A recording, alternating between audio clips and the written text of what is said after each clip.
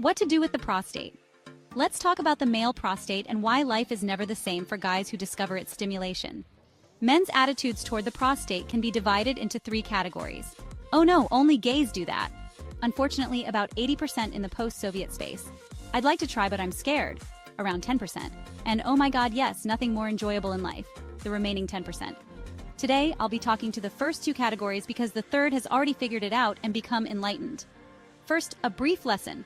The prostate, also known as the prostate gland, is an organ that produces most of the semen. When an erection starts, it mixes a secretion where sperm will later swim. That is, almost all the liquid released during orgasm. During arousal, the prostate fills with blood, increases in size, and becomes particularly sensitive.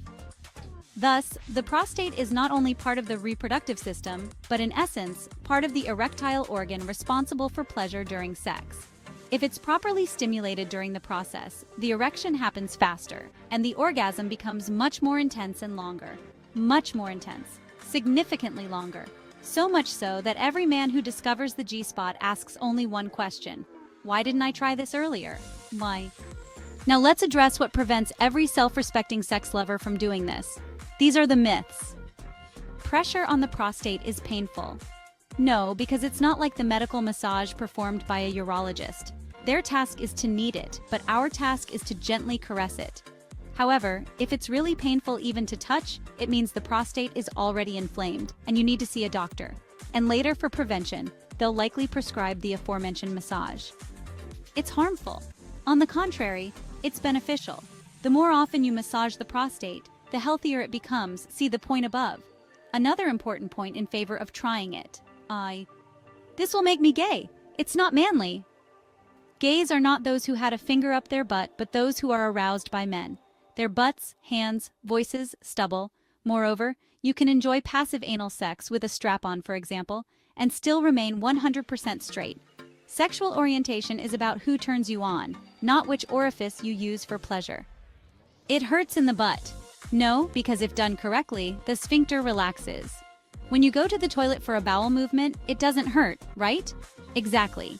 The sphincter is relaxed. Moreover, you won't even feel a finger or a plug. The prostate can be stimulated externally through the bridge between the sphincter and the scrotum. Guys, this is about as effective as massaging your back through your stomach, which is pretty pointless. There's a corpus cavernosum there. The prostate is behind it, deep inside, so such stimulation is almost useless. No urologist will perform it on you, only direct stimulation. Objection number 2. Why is prostate massage only performed in post-Soviet countries and not in the West? Well, first of all, not only there, this procedure is also popular in China. Western medicine has determined, not without reason, that the therapeutic benefits of prostate massage are minimal. It's more about prevention. But when prostatitis has already manifested, antibiotics can deal with it faster. However, the benefits of preventive massage are not denied anywhere. You can Google it and see for yourself. Also, there are way more men who regularly get checkups, take care of their health, and aren't afraid of urologists. Now, on to the main point. How exactly to stimulate it? I've already written about a blowjob with prostate massage here. The guide, in my opinion, is detailed enough, so I won't repeat it. I'd like to add a note. Some people prefer circular motions, while others prefer stroking up and down. The degree of pressure also depends on the partner and their sensitivity. If you find it hard to locate it, just focus on the area 3 centimeters from the entrance, on the front wall of the rectum, the one closer to the testicles. And what if you want to try it yourself or during sex? Here, the most practical option is special vibrating plugs that pulsate and inflate inside. The plug is inserted before stimulating the penis, and the only mandatory condition is to lubricate it and the external sphincter well with silicone or water silicone lubricant. There's no getting around this. Saliva is not a lubricant. Insert the plug gradually, relaxing the sphincter. It'll be quicker and easier if you simultaneously bear down. And my personal advice, if you're ready for this pleasure, learn to use an anal douche or enema so that there's nothing foreign in the rectum. This will reduce discomfort and be more hygienic. All such plugs come with a remote control to manage the vibration and massage modes remotely. Start slowly, increasing intensity as you approach orgasm. After you experience the most powerful orgasm of your life thanks to the plug, come back to me with thank you letters. I love those. By the way, even a regular anal plug without any vibration will do just fine. Of course, the sensations will be less intense, but if you're eager to try it right now, they're sold almost everywhere. If you're embarrassed to try this with a partner, start on your own. Most guys who discover prostate stimulation also masturbate exclusively with plugs.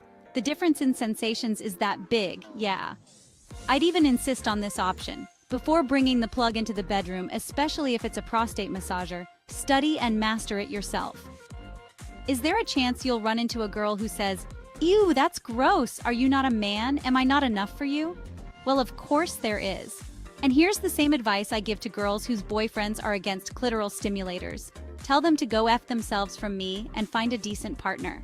A decent partner is someone who's up for any pleasure in bed that's consensual and good for your health. Prostate stimulation is an absolute thrill. Try it at least once.